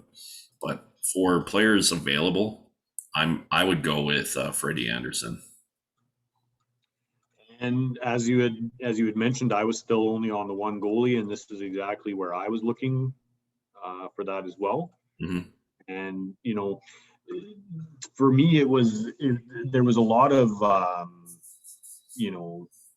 mystery around whether the Leafs were going to try and re-sign Anderson, and then potentially expose Jack Campbell. And if that's the case, then Jack Campbell was ultimately the guy that I was going to go after. But I agree with you, Frederik Andersen. I think you can actually get him for a little bit lower cap hit than what he had. He was at 5. I think you could get him for around 4.5. For maybe 3-4 years, something like that, as a good experienced guy to allow Chris Driedger to come into his own, and that's where I'm going with that, Freddie Anderson.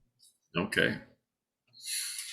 Next team, believe it's the Canucks is next. Yeah, Vancouver Canucks. So why don't you take the lead? Well, as tempting as it might be to jump on Louis Eriksson and his $6 million cap hit, I Jesus, don't know that's a how he bad ended one. up being exposed there, but I'm not doing that. Not a chance. Um, this could have been really interesting because they do have some, some appealing players, but ones that have a little bit of problems between ears. Like people like Jake Virtanen, who's now exposed, but I don't think anybody is going to touch him with a 10.5 foot pole. They're going to have to pay big bucks for Elias Pettersson, so that's definitely coming up for them. They had that one really confusing offseason where they signed both Jay Beagle and Antoine Roussel. Yeah, Those players both exposed right now, but neither one of them really holds much appeal, in my opinion. Um, I'm going to go with a young guy that might have some potential and might just be a depth player or might start to round out your farm team. I'm going to go with Zach McEwen. that's a good. That would be a good pick. Like you said, Vancouver doesn't have a whole lot to offer here. Yeah. The guys that are unprotected. Um, I don't know. This is another situation where maybe you could entice Seattle to take Louis Eriksson by giving them something. Oof. Just maybe like you could honestly like trade them your like second round pick 2 years straight, and then Seattle could just buy him out, and then they just pay him. I don't like. Is it 3 more years at 6 or 2? It's actually just one. That Oh, that okay. kind of surprised me as well. Was But just one? I yep. honestly, Seattle could do that if they get like a second round pick. They Mm-hmm. could take him, buy him out, and then I think it's a 3 million. Is it 3 million cap hit for two years then if they buy him out, which isn't too Yep. bad to get a second round pick, possibly. Um, I'm gonna kind of go the same route as you as a young player available. Mm-hmm. A lot of the experts are saying Cole Lind could be the pick here. I feel like he has a little bit of upside for the players available. I'm just gonna say Cole Lind, forward, picked Okay. for Seattle there from the Vancouver Canucks. So interesting that we both just kind of go depth on Vancouver, but as you said, that's kind of in the absence of anything really super appealing jumping out at us. Okay, so this is where I get absolutely insane. Okay. Okay, hear me out. Washington Okay. Capitals is next. The Seattle Kraken back up a bus full of money to the grade 8. Wow. Alexander Ovechkin is going to sign a contract with the Seattle Kraken to make him the highest paid player in the NHL. They're going to give him a Wow. 4-year deal for $13.5 million per year. He is going to go to the Seattle Kraken as a UFA. As you see, he is not protected by Washington. Mm-hmm. I'm sure there's some verbal agreements here. Mm-hmm. But how crazy would that be? Wayne Gretzky can switch teams. Now this is just what like my thinking and how cool that would be to see. Now him being in our division wouldn't be that cool, but I would love that. Alexander Ovechkin, and he signs a massive. I think it would be probably a 4-year deal with what his age is, just to come into Seattle, become the captain, be the face of the franchise. That's my pick. Man, if that actually came to be, It'd be wow. I mean, crazy. Shock the that would be world. the story of the century Yep. for sure. And that's where I'm going off the board. Yeah. Probably a 1% chance it happens, but I'm Well, taking a I gamble applaud there. you for creating some drama here. Yeah. So, hey, that's an exciting thing, and we can all dream for sure. I agree. I don't think that happens, and I think the reason I think it was actually very strategic for Washington to not sign Alex Ovechkin so that they don't have to spend a roster spot on him. But I think the day after the expansion draft, when Alex Ovechkin refuses to sign with Seattle, so they move on from him. I mean, keep in mind, Alex Ovechkin doesn't use an agent, so he saves himself all those commissions and just basically makes whatever money he makes. But I think he signs an extension with Washington because I don't think he's interested in really going anywhere there. Yeah.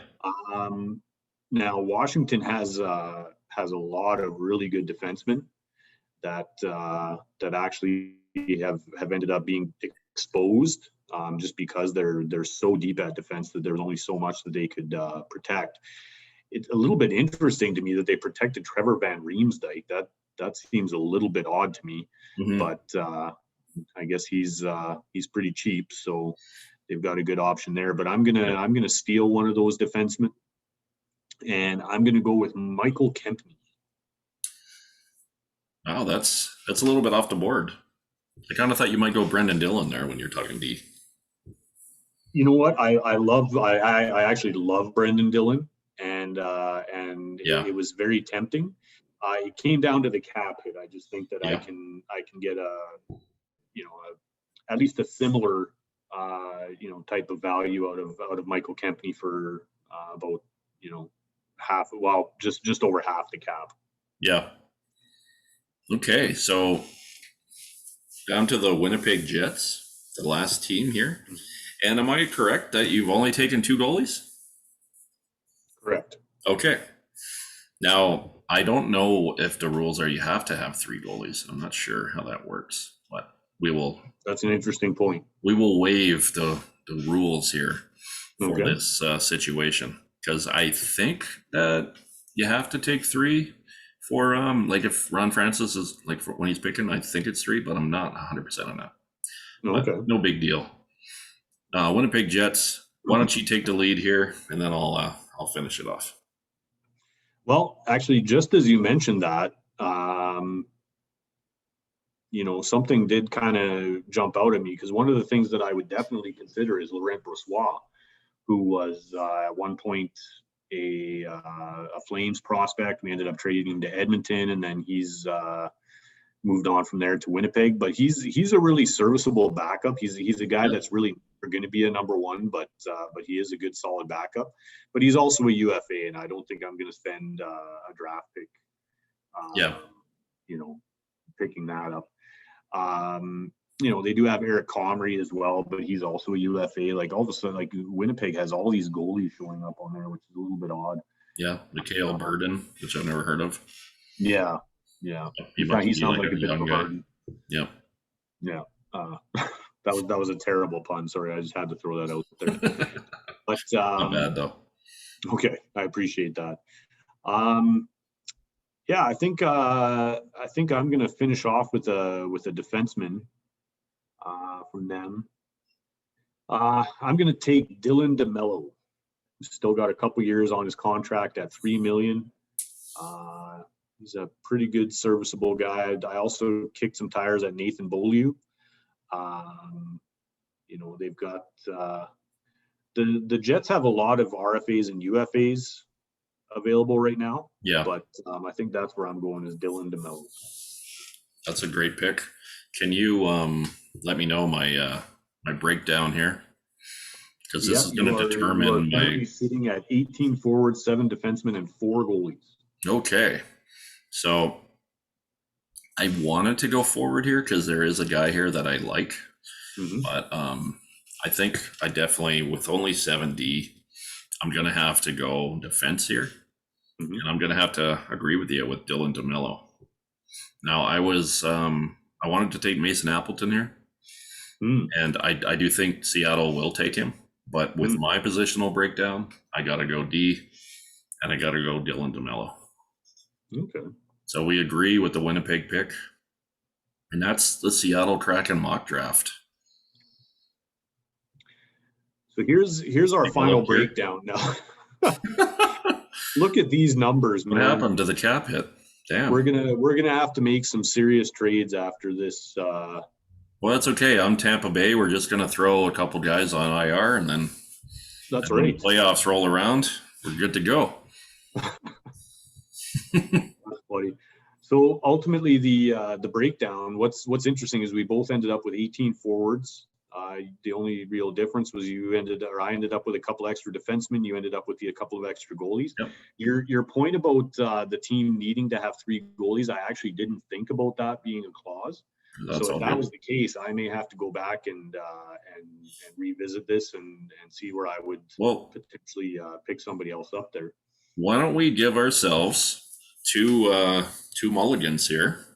Okay. And considering how I went with Toronto, Mm-hmm. I'm going to go back and look at the Dallas Stars. Okay. Okay. And I'm going to change my pick. The Ben Bishop pick is going to be changed to Andre Sekera. Oh, wow. So basically, Freddie Anderson and Chris Driedger Mm-hmm. are going to be probably my top 2. And I'm trying to remember the third goalie I had there. Oh, Kaapo Kähkönen. Yeah. Yeah. So, Which is a great pick for sure. yeah, like I wanted Driedger because I like all the reports are saying Driedger, and I can see Freddie Anderson going there as well. And Kaapo Kähkönen can, I don't know, like I believe he has a 2-way deal still, so he could probably go play in their minor system if they want to go that route. So that's Okay. my first mulligan Okay. as we're going to go through here. Mm-hmm. And that knocks my cap hit down too. Mm-hmm. And I feel like I got to go another defenseman here. Okay. Let's change the Carolina pick. I'm gonna go Jake Bean instead of Niederreiter. Because I don't think Carolina is going to pay the first and third as reported to protect a guy. Mm-hmm. So let's change that, and then that's going to be my team there. And then we get to the 92 million, and there are a couple of UFAs like Freddie Anderson. I don't think his cap's going to be as high, and I think the cap is going to be 81 again, right? Yeah. 81.5 or something like that. Approximately So that. Yeah. still make some trades, and some of the UFA deals will be smaller. Mm-hmm. So is there any that you'd like to change on your behalf? I'd say 2 is probably the way to go. Yeah. Redo the Now, entire just team. one question: What do you think the cap hit is going to be on Jake Bean because he's an RFA? Yeah, I don't know what that's going to be. If you look at some UFAs or RFAs, I can kind of see it being similar to what Calgary paid Noah Hannafin on maybe like a 5-year, 4.5 to 5 million range. I'd say 4.75. Okay. On a 5-year term. Not that we're doing term in here, anyways, but yeah. Okay. That's interesting. All right, let me take a look at what I'm swapping here. Yeah. You know what? As much as I hate to, I think I'm gonna. No, you know what? I can't. I got to stick with the. Got to roll PK, man. I'm gonna dump Eberle. Okay.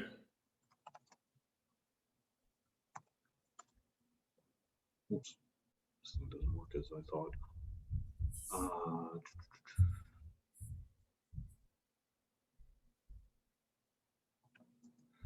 Okay, so I'm gonna drop that, and then from the New York Islanders instead. Bear with me for 1 second here. Let me make this one really strategic. Yeah. Can imagine what Ron Francis is going through right now, looking at all these. Yeah, this is a tough spot, man. Imagine like a draft is hard enough when you do 7 picks. Yeah. You're picking a player off every team, and you got to stay under the cap. And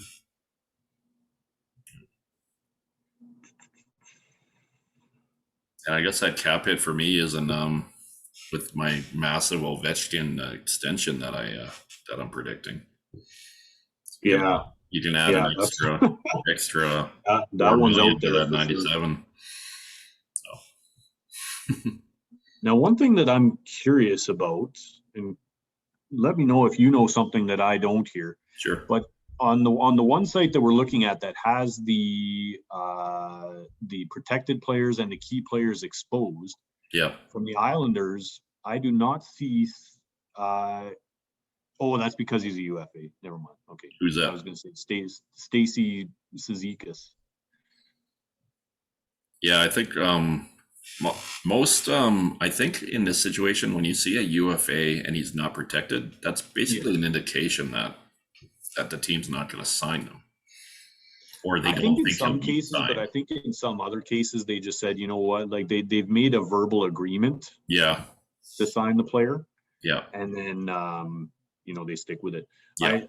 Man, I'm having a tough time with this. So actually, you know what? Looking at what else the Islanders have to offer, I'm gonna stick with my pick of Eberle. So I've got to Yeah. look at something else that's gonna save me some Sure. money here. I want to stick with Yanni Gourde because I want to really get something good out of the Lightning. Hmm. You know what I might do, and this might be a little bit controversial because there's no question he's the better player. Yep. But I wonder if I can't get something out of the Flames to walk away from Giordano and take Shillington Okay. instead. Yeah, that would be like as reported a first and a third, and I just don't wait where Calgary is. I just don't like. I honestly hope they don't do that. Like I love Gino, Mm-hmm. don't get me wrong, but that would set us back. I think like that would be Okay, 12th overall this year to protect a guy yeah. that will probably. If you look at potentially what could you get for Mark Giordano at the trade deadline, you could probably get a first round pick for from a top team that where that pick would be between the 26 and 32 range. Mm-hmm. So if you're gonna trade 12th overall to protect him, I don't think that's a smart way to do it. But for this to get under the cap here, that's probably a smart way to do it. But I don't think Calgary does it. So So what I've done, you're waving Bukestad. Who are you picking yeah, in his place?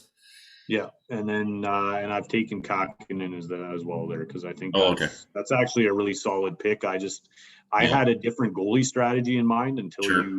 you mentioned about the need for the three goalies. But Yeah, if I have to take a third goalie, to me, Kakinen is yeah, pretty much the obvious pick there. yeah. I do like. We'd have to look at the rules, but I'm almost guaranteeing that you have to take three, and you can take up to five, I believe. I no, but I don't have the rules in front of me, so they may be different this time around. Interesting. Well, that was good fun there. So what that leaves us with at the end is let's see, 1, 2, 3, 4, 5, 6, 7, only 9 matches between us out of the 30 picks. So this could be very interesting for our little side bet. Okay. Well, I'm looking at our totals, and you're one short. Is there like did it not regenerate or something? Because I'm 18, 10, and Uh 3, and you're 17, 10, and 3. oh, I probably no, I messed this up right here. There's one that says geeky plus Yeah, picks, but there you go. that's supposed to be there. Oh, look at that. We ended up with the same numbers. Yeah, I just had Oh, the okay. wrong cells being referenced there. But yeah, Well, we that's ended up with the that's exact kind same of configuration. yeah, that's kind of what I think. You should have a little more forwards than D, obviously. Mm-hmm. You can have 12 play at once, and usually on an NHL team, you'll have 14 forwards and probably 8 D on the Mm-hmm. team Yep. up, and then you're going to have to develop a minor league system. I'm not sure exactly how that works. Just sign guys to draft guys and two-way deals and things and build your team that way. You know what's really interesting Interesting. here is that of the things that we matched on all 3 goalies. Yeah. And then we matched on 3 forwards and 3 defensemen. Okay. So yeah, it's going to come down to like with our side bet, which is one beverage, everybody, because Andy didn't want to do the massive bet where he gives me his house. Yeah. So, but that's okay. Maybe next time. Yeah. It's going to come down to like these small ones, like the Goulet and Fleury, similar players, Mm-hmm.